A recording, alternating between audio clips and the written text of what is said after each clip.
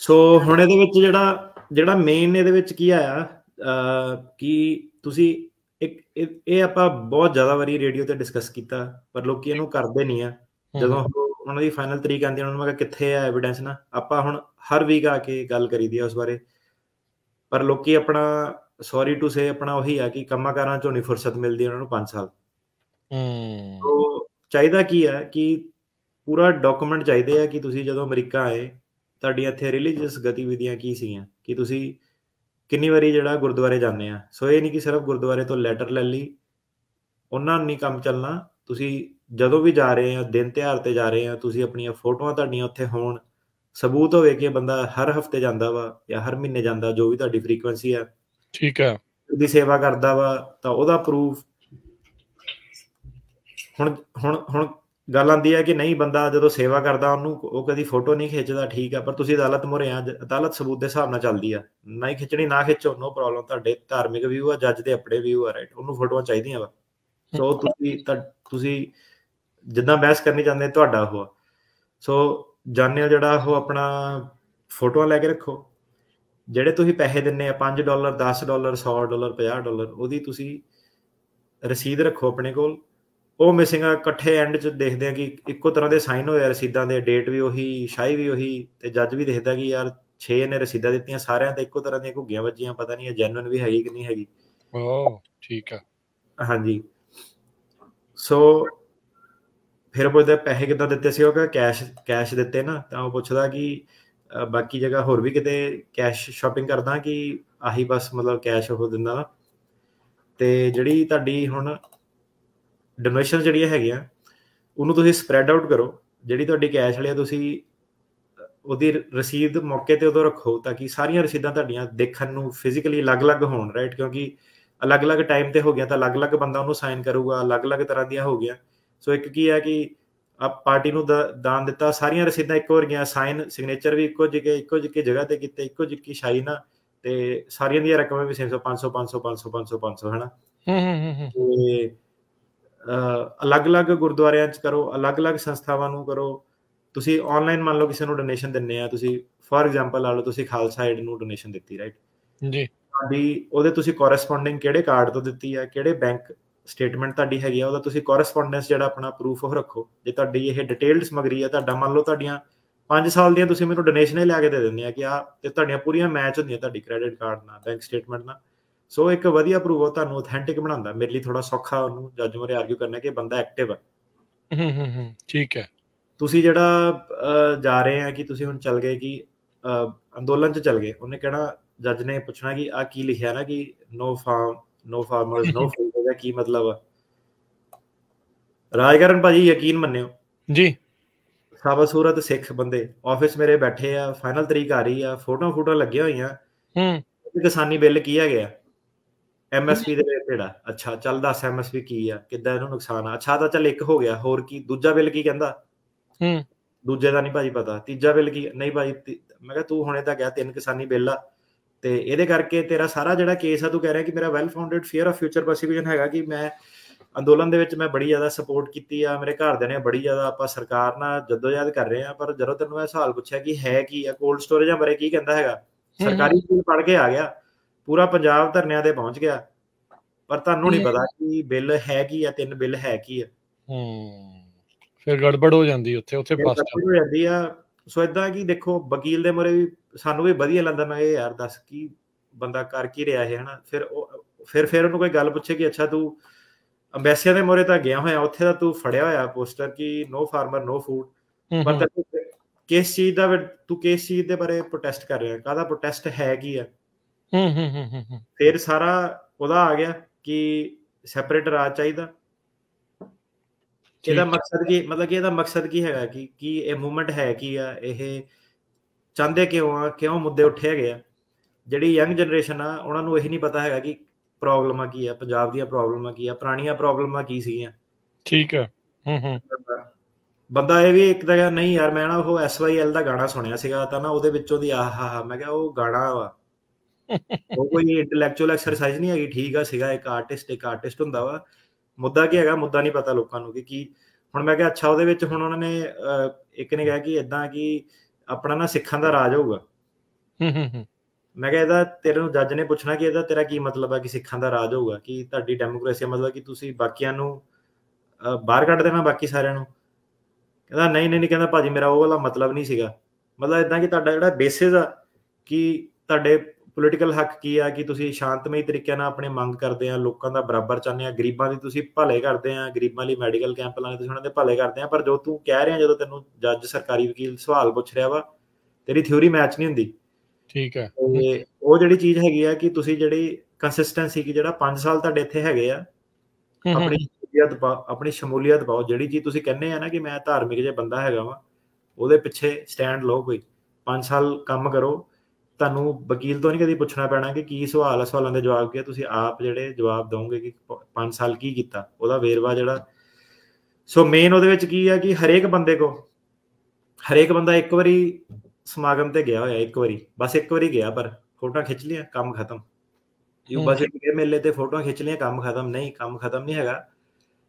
ਜੱਜ ਉਹਦਾ ਪਿੱਛੇ ਵੀ ਪੁੱਛਦਾ ਕਿ ਤੂੰ ਤਾਂ 2013 ਦਾ ਆਇਆ ਹੋਇਆ, ਸਬੂਤ ਹੈਗਾ 2012 ਦਾ, 13 ਦਾ, 14 ਦਾ, 15 ਦਾ, 16 ਦਾ, ਕਿ ਸਿਰਫ 2022 ਚ ਤੇਰੀ ਹੇਰਿੰਗ ਆਈ ਆ, ਹੁਣ 21 ਦੇ ਵਿੱਚ ਜਾ ਕੇ ਤੂੰ ਫੋਟੋ ਖਿਚਾਈਆਂ ਵਾ। ਤੇ ਜਿਹੜੀਆਂ ਤੁਹਾਡੀਆਂ ਡੋਨੇਸ਼ਨਾਂ ਨੂੰ ਸਾਰਿਆਂ ਨੂੰ ਐਕਸਟੈਂਡ ਕਰੋ, ਸਾਰਾ ਆਪਣਾ ਪ੍ਰੂਫ ਰੱਖੋ ਪੂਰਾ ਡਿਟੇਲ ਦੇ ਵਿੱਚ। ਆ ਤੁਹਾਡੀ ਸਾਰੀ ਜਿਹੜੀ ਮੇਨ ਤੁਹਾਡੀ ਜਿਹੜੀ ਹੈਲਪ ਹੋਊਗੀ। ਤੇ ਅਵੇਅਰ ਰਹੋ, ਪੋਲੀਟੀਕਲੀ ਅਵੇਅਰ ਹੋ ਕਿ ਕੀ ਆ ਪੋਲੀਟਿਕਸ ਦੇ ਵਿੱਚ ਕੀ ਚੱਲ ਰਿਹਾ। ਕਈ ਵਾਰੀ ਉਹਨਾਂ ਨੂੰ ਬੇਸਿਕ ਸਵਾਲ ਪੁੱਛ ਲੈਂਦੇ ਕਿ ਕਿੰਨੀਆਂ ਸੀਟਾਂ ਹੁੰਦੀਆਂ ਇਲੈਕਸ਼ਨ ਦੇ ਵਿੱਚ, ਪੰਜਾਬ ਦੇ ਵਿੱਚ ਕਿੰਨੀਆਂ ਸੀਟਾਂ ਹੁੰਦੀਆਂ। ਸੋ ਲੋਕਾਂ ਨੂੰ ਉਹ ਸਵਾਲ ਦਾ ਪਤਾ ਨਹੀਂ ਹੁੰਦਾ, ਤੇ ਉਹਨਾਂ ਦੀ ਸਟੇਟਮੈਂਟ 'ਚ ਲਿਖਿਆ ਹੁੰਦਾ ਕਿ ਮੈਂ MLA ਦਾ ਕੈਂਡੀਡੇਟ ਸੀਗਾ, ਤੇ ਜਾਂ ਮੈਂ ਉਹਦੀ ਸਪੋਰਟ ਕਰਕੇ ਮੈਂ ਰੈਲੀਆਂ ਬੜੀਆਂ ਕੀਤੀਆਂ। ਪਰ ਬੰਦਿਆਂ ਨੂੰ ਇਹ ਨਹੀਂ ਪਤਾ ਕਿ ਜਿਹੜਾ ਰਾਜ ਸਭਾ, ਲੋਕ ਸਭਾ, ਸਟੇਟ ਲੈਵਲ ਤੇ ਲੈਜਿਸਲੇਚਰ ਜਿਹੜਾ ਹੈਗਾ ਉਹ ਕੰਮ ਕਿੱਦਾਂ ਕਰਦਾ। ਸੋ ਕਈ ਵਾਰੀ ਸਰਕਾਰੀ ਵਕੀਲ ਕੀ ਹੈ ਕਿ ਕੁਐਸਚਨ ਪੁੱਛਦਾ ਉਹਦੇ ਰਿਲੇਟਡ ਕਿ ਮੈਨੂੰ ਤੇਰਾ ਪੋਲੀਟੀਕਲ ਅਸਾਈਲਮ ਦਾ ਕੇਸ ਹੈ, ਤੂੰ ਮੈਨੂੰ ਪੋਲੀਟਿਕਸ ਦੱਸ ਦੇ ਕਿੱਦਾਂ ਚੱਲਦੀ ਹੈ ਨਾ ਜਿਹੜੀ। ਤੇ ਉਹ ਬੇਸਿਕ ਨਹੀਂ ਪਤਾ ਕਿ ਤੁਹਾਡੀ ਪਾਰਟੀ ਦਾ ਲੀਡਰ ਸਟੇਟ ਲੈਵਲ ਤੇ ਜਿੱਤਿਆ ਕਿ ਸੈਂਟਰ ਦੀ ਇਲੈਕਸ਼ਨ ਤੇ ਜਿੱਤਿਆ, ਕਿ MP ਦਾ ਵਾ ਕਿ MLA ਦਾ ਵਾ, ਜਨਤਾ ਨੂੰ ਉਹ ਨਹੀਂ ਪਤਾ। ਤੇ ਕਿ ਤੁਹਾਡੀ ਪਾਰਟੀ ਦਾ ਜਿਹੜਾ ਹੈਡ ਆ ਉਹ ਜਿੱਤਿਆ ਕਿਹੜੀ ਪੋਜੀਸ਼ਨ ਤੋਂ ਜਿੱਤਿਆ ਹੈਗਾ, ਕਿੱਥੋਂ ਜਿੱਤਿਆ ਹੈਗਾ, ਉਹ ਨਹੀਂ ਲੋਕਾਂ ਨੂੰ ਜਿਹੜਾ ਖੜੇ ਪੈਰ ਪਤਾ। ਤੇ ਉਹ ਸਾਰੀਆਂ ਜਿਹੜੀਆਂ ਚੀਜ਼ਾਂ ਨਾ ਆਪਣੇ ਜੇ ਪੋਲੀਟੀਕਲ ਅਸਾਈਲਮ ਆ, ਪੋਲੀਟੀਕਲ ਬੇਸਿਸ ਜਿਹੜਾ ਉਹ ਕਵਰ ਕਰੋ, ਰਿਲੀਜੀਅਸ ਆ ਤਾਂ ਰਿਲੀਜੀਅਸ ਬੇਸਿਸ ਆਪਣਾ ਕਵਰ ਕਰੋ, ਤਾਂ ਤੁਹਾਡੀ ਸਬਜੈਕਟ ਦੇ ਵਿੱਚ ਜਿਹੜੀ ਮਾਸਟਰੀ ਉਹ ਹੋਣੀ ਚਾਹੀਦੀ ਆ। ਸੋ ਬਾਰ-ਬਾਰ ਜਿਹੜਾ ਇਹ ਹੈਗਾ ਕਿ ਵਕੀਲ ਦਾ ਜਿਹੜਾ ਰੋਲ ਆ 5-10% ਆ, ਜਿਹੜਾ ਮੇਨ ਰੋਲ ਆ ਤੁਹਾਡਾ। ਜੱਜ ਨੂੰ ਜਦੋਂ ਇਹ ਲੱਗ ਗਿਆ ਨਾ ਕਿ ਇਹ ਬੰਦਾ ਸੱਚਾ ਵਾ, ਇੱਕ ਵਾਰੀ ਉਹਨੂੰ ਪਤਾ ਲੱਗ ਗਿਆ ਕਿ ਇਹ ਜੈਨੂਇਨ ਆ ਬੰਦਾ, ਕੇਸ ਪਾਸ ਕਰ ਦੇਣਾ। ਜੱਜ ਸਾਨੂੰ ਜਦੋਂ ਆਫ ਦਾ ਰੈਕਡ ਪਤਾ ਕੀ ਕਹਿੰਦੇ ਆ, ਜੱਜਾਂ ਨੇ ਇਹ ਵੀ ਕਿਹਾ ਕਿ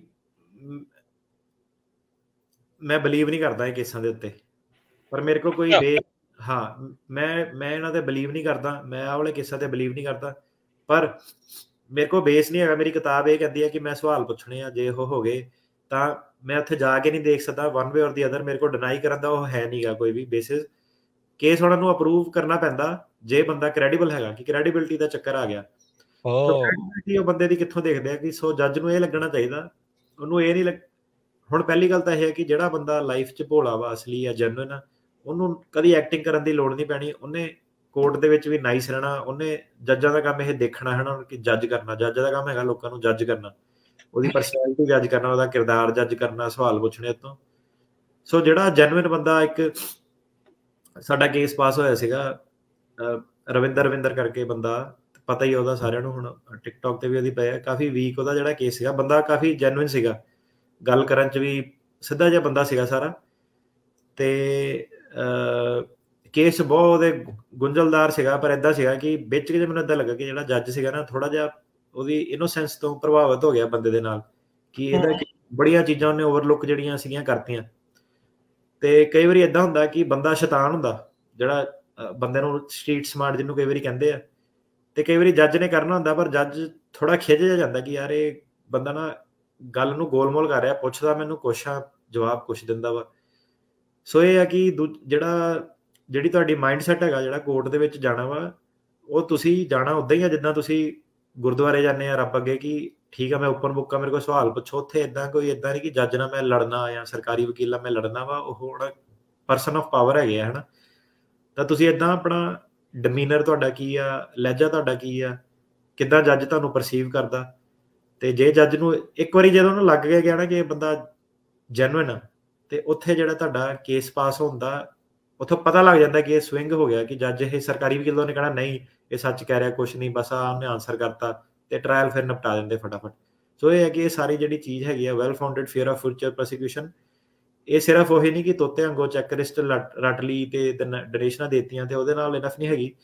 ਕੇਸ ਆਪਣਾ ਤੁਹਾਨੂੰ ਡਿਵੈਲਪ ਕਰਨਾ ਪੈਂਦਾ। ਜੇ ਤੁਹਾਨੂੰ ਜ਼ਿਆਦਾ ਨੌਲੇਜ ਹੈ, ਤੁਸੀਂ ਸਮਝਦਾਰ ਬੰਦੇ, ਤੁਸੀਂ ਹਿਸਟਰੀ ਬਾਰੇ ਗੱਲ ਕਰ ਸਕਦੇ ਆ, ਤਾਂ ਐਜ਼ ਅ ਲਾਇਰ ਮੈਂ ਵੀ ਤੁਹਾਡੇ ਕੋਲ, ਜਿੱਥੇ ਮੈਂ 5 ਸਵਾਲ ਪੁੱਛਣੇ ਸੀ, ਮੈਂ ਵੀ ਤੁਹਾਡੇ ਕੋਲ 20 ਸਵਾਲ ਪੁੱਛ ਸਕਦਾ। ਮੈਨੂੰ ਪਤਾ ਕਿ ਬੰਦਾ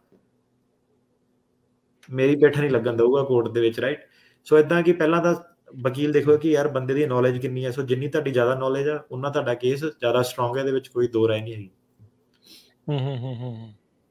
ਸੋ ਇਹ ਚੀਜ਼ਾਂ ਦਾ ਥੋੜਾ ਜਿਹਾ ਧਿਆਨ ਰੱਖਣਾ। Well founded fear of future prosecution ਕੀ ਹੈ ਕਿ ਜੇ ਤੁਸੀਂ ਪੋਲੀਟੀਕਲੀ ਰਿਲੀਜੀਅਸਲੀ ਅਵੇਅਰ ਆ, ਪਾਰਟਿਸਿਪੇਟ ਕਰ ਰਹੇ ਆ, ਤਾਂ ਹੁਣ ਤੁਸੀਂ ਦੱਸ ਰਹੇ ਕਿ ਹੁਣ ਮੈਨੂੰ ਫਿਊਚਰ ਦੇ ਵਿੱਚ ਆਹ ਖਤਰੇ, ਇੰਡੀਆ ਦੇ ਵਿੱਚ ਆਹ ਚੱਲਦਾ, ਆਹ ਪਾਰਟੀਆਂ ਆ ਗਈਆਂ, ਮੇਰੇ ਘਰਦਿਆਂ ਨੇ ਆਹ ਕੀਤਾ, ਮੈਂ ਇੱਥੇ ਆਹ ਕੀਤਾ, ਆਹ ਮੇਰੀ ਫਾਈਨੈਂਸ਼ੀਅਲ ਸਪੋਰਟ ਆ, ਆਹ ਮੇਰੀ ਸੋਸ਼ਲ ਮੀਡੀਆ ਤੇ ਸਪੋਰਟ ਆ, ਆਹ ਮੇਰੀਆਂ 1000 ਪੋਸਟਾਂ ਹੈਗੀਆਂ ਜਿਹੜੀਆਂ ਮੈਂ ਪੋਸਟ ਕਰ ਰਿਹਾ, ਆਹ ਮੇਰਾ ਪੋਲੀਟੀਕਲ ਓਪੀਨੀਅਨ ਆ।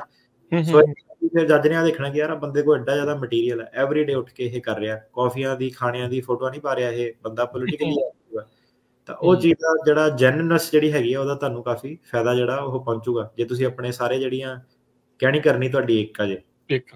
ਤੇ ਇਹੋ ਜਿਹੇ ਮਾਮਲਿਆਂ 'ਚ ਅਟਾਰਨੀ ਟਿਰਕਿਆਣਾ ਜੀ ਵੀ ਆਪਾਂ ਦੇਖਦੇ ਹਾਂ ਵੀ ਬਹੁਤ ਸਾਰੇ, ਚਲੋ ਉਹਨਾਂ ਨੇ ਅਪਲਾਈ ਕੀਤਾ ਹੁੰਦਾ, ਕਿਤੇ ਰੀਲਾਂ ਬਣ ਰਹੀਆਂ, ਕਿਤੇ ਟਿਕਟੌਕ ਬਣ ਰਿਹਾ, ਕਿਤੇ ਕੁਛ ਕਿਤੇ ਕੁਛ, ਉਹ ਚੀਜ਼ਾਂ ਕੀ ਕਈ ਵਾਰੀ ਕੀ ਨੈਗੇਟਿਵ ਵੀ ਜਾ ਸਕਦੀਆਂ, ਜਿਹੜੀਆਂ ਉੱਦਾਂ ਹੀ ਜਿੱਦਾਂ ਤੁਸੀਂ ਕਿਹਾ ਵੀ ਖਾਣਿਆਂ ਦੀ ਪਾਤੀ, ਇਹ ਪਾਤੀ, ਉਹ ਪਾਤੀ, ਇੱਦਾਂ ਦੀਆਂ ਚੀਜ਼ਾਂ, ਕਿ ਦੈਟ ਡਜ਼ਨਟ ਮੈਟਰ? ਨਹੀਂ, ਦੈਟ ਮੈਟਰਸ। ਉਹ ਆਪਣਾ ਜਿਹਦਾ ਸਾਲਮ ਆਫਿਸ ਸੀਗਾ ਹੋਇਆ ਬੰਦੇ ਨਾਲ, ਉਹ ਕਹਿੰਦਾ ਮੈਨੂੰ ਆਪਣਾ ਲੌਗਇਨ ਦੇ। ਉਹ ਕਹਿੰਦਾ ਤੈਨੂੰ ਕਿੱਦਾਂ ਪਤਾ ਕਿ ਆਪਣਾ ਨਾ ਪਾਰਟੀ ਦੇ ਵਰਕਰ ਨਾਲ ਧੱਕਾ ਹੋਇਆ? ਉਹ ਕਹਿੰਦਾ ਮੈਨੂੰ ਸੋਸ਼ਲ ਮੀਡੀਆ ਤੋਂ ਜਿੱਦਾਂ ਹੈਗਾ ਕਿ ਮੈਂ ਸ਼ੇਅਰ ਵੀ ਕਰਦਾ ਨਾ। ਤਾਂ ਉਹ ਕਹਿੰਦਾ ਆਪਣਾ ਲੌਗਇਨ ਕਰ, ਕਹਿੰਦਾ ਆਪਣਾ, ਕਹਿੰਦਾ ਲੌਗਇਨ ਪਾਸਵਰਡ ਹੈਗਾ, ਕਹਿੰਦਾ ਮੈਨੂੰ ਕਰਕੇ ਦਿਖਾ। ਬੰਦੇ ਤੇ ਇੱਕ ਵੀ ਪੋਸਟ ਨਹੀਂ ਸੀਗੀ। ਹਾਂ, ਉੱਥੇ ਫਸ ਗਿਆ ਹਾਂ ਮੌਕੇ ਤੇ। ਸੋ ਭਾਈ ਕਹਿਣੀ ਤੇ ਜਿਹੜੀ ਜੋ ਤੁਸੀਂ ਅਸਾਈਲਮ ਆਫਿਸਰ ਜਾਂ ਜੱਜ ਦੇ ਮੂਹਰੇ ਕਹਿ ਰਹੇ ਆ, ਤੇ ਉਹ ਬੈਕਅਪ ਵੀ ਤੁਹਾਨੂੰ ਕਰਨਾ ਪੈਣਾ ਹੈ ਉਸ ਉਹਨੇ ਪੁੱਛਿਆ ਨਾ ਕਿ ਹੁਣ ਵੀ ਹੁੰਦਾ? ਕਹਿੰਦਾ ਹੁਣ ਵੀ ਉਹਨਾਂ ਹੁੰਦਾ। ਕਹਿੰਦਾ ਤੈਨੂੰ ਕਿੱਦਾਂ ਪਤਾ ਲੱਗਦਾ ਨਾ? ਤਾਂ ਕਹਿੰਦਾ ਕਿ ਮੈਨੂੰ ਪਾਰਟੀ ਦੇ ਵਰਕਰਾਂ ਨਾਲ ਮੇਰੀ ਗੱਲ ਹੁੰਦੀ ਆ, ਤੇ ਪਾਰਟੀ ਦੇ ਵਰਕਰਾਂ ਤੋਂ ਮੈਨੂੰ ਖਬਰ ਮਿਲਦੀ ਆ ਉੱਥੇ ਨਾ। ਤਾਂ ਕਹਿੰਦਾ ਤੇਰੀ ਆਖਰੀ ਵਾਰੀ ਗੱਲ ਕਦੋਂ ਹੋਈ ਸੀ? ਉਹ ਕਹਿੰਦਾ ਇੰਨੀ ਤਰੀਕ ਨੂੰ ਨਾ। ਕਿੰਨਾ ਹੋਈ ਸੀਗੀ? ਕਹਿੰਦਾ ਆਹ ਵਾਲੇ ਬੰਦੇ ਨਾਲ ਕਿੰਨੀ ਵਾਰੀ ਗੱਲ ਹੁੰਦੀ ਆ? ਉਹ ਕਹਿੰਦਾ ਏਦਾਂ ਇਹਨੇ ਮੇਰੀ ਮਹੀਨੇ 'ਚ 2-4 ਵਾਰੀ ਗੱਲ ਹੁੰਦੀ ਆ। ਕਿਉਂ ਹੁੰਦੀ ਆ? ਕਿਉਂਕਿ ਸਾਡਾ ਪੁਰਾਣਾ ਪਿਆਰ, ਆਪਾਂ ਕੋ ਵਰਕਰ ਸੀਗੇ ਪਾਰਟੀ ਦੇ, ਫਲਾਨਾ ਟੈਂਪੜਾ ਨਾ। ਕਹਿੰਦਾ ਇਹਦਾ ਬੰਦੇ ਦਾ ਫੋਨ ਨੰਬਰ ਕੀ ਆ? ਕੱਢ ਕੇ ਦਿਖਾ ਆਪਣੇ ਨਾ ਫੋਨ ਬੁੱਕ 'ਚੋਂ। ਬੰਦੇ ਦਾ ਫੋਨ ਨੰਬਰ ਨਾ ਲੱਭੇ। ਅੱਛਾ। ਹਾਂ ਭਾਈ WhatsApp ਦਾ ਫਿਰ ਕਿਹਾ, WhatsApp ਦਾ ਮੈਨੂੰ ਪਤਾ ਲੱਗਦਾ ਨਾ, ਸਾਡਾ ਗਰੁੱਪ ਬਣਿਆ ਵਾ WhatsApp ਤੇ। ਤਾਂ ਉਹ ਕਵੇ ਕਿ ਚੱਲ ਗਰੁੱਪ ਦਿਖਾ ਮੈਨੂੰ, ਇੱਕ ਮੈਸੇਜ ਦਿਖਾ ਦੇ ਚੱਲ ਕਿੱਥੇ ਆ ਨਾ, ਕਿ ਜੋ ਤੂੰ ਕਹਿ ਰਿਹਾ ਏਦਾਂ ਹੈਗਾ। ਹਾਂ। ਸੋ ਗਰੁੱਪ ਹੀ ਨਹੀਂ ਉਹਦੇ ਮੋਬਾਈਲ 'ਚ, ਉਹਨੂੰ ਫਿਰ ਗਰੁੱਪ ਨਾ ਲੱਭੇ WhatsApp ਦਾ। ਇਹ ਤਾਂ ਫਿਰ ਮਾੜੀ ਗੱਲ ਹੋ ਜਾਂਦੀ ਹੈ ਨਾ। ਹਾਂਜੀ। ਸੋ ਜਿਹੜੇ ਕੰਮ ਨੂੰ ਤੁਸੀਂ ਇੱਥੇ ਆਏ ਆ, ਚਲੋ ਕੰਮ ਤੋਂ ਤੁਸੀਂ ਕਰੇ ਜਾਣਾ, ਆਪਣੀ ਲਾਈਫ ਵੀ ਤੁਸੀਂ ਇੰਜੋਏ ਕਰਨੀ ਹੈ, ਚਲੋ ਉਹ ਤਾਂ ਓਬਵੀਅਸਲੀ ਗੱਲ ਆ। ਪਰ ਤੁਹਾਨੂੰ ਜਿਹੜੀ ਐਕਟੀਵਿਟੀ ਹੈ ਦਿਖਾਉਣੀ ਹੈ, ਤੇ ਇਹ ਜਿਹੜਾ ਫਿਊਚਰ ਪ੍ਰੋਸੀਕਿਊਸ਼ਨ ਆ, ਫੀਅਰ ਆ, ਵੈਲ ਫਾਊਂਡਡ ਫੀਅਰ ਜਿਹੜਾ ਆ, ਉਹ ਦਿਖਾਉਣ ਦੇ ਲਈ ਤੁਹਾਨੂੰ ਇੰਨਾ ਕੁਛ ਜਿਹੜਾ ਉਹ ਦੱਸਣਾ ਪੈਂਦਾ।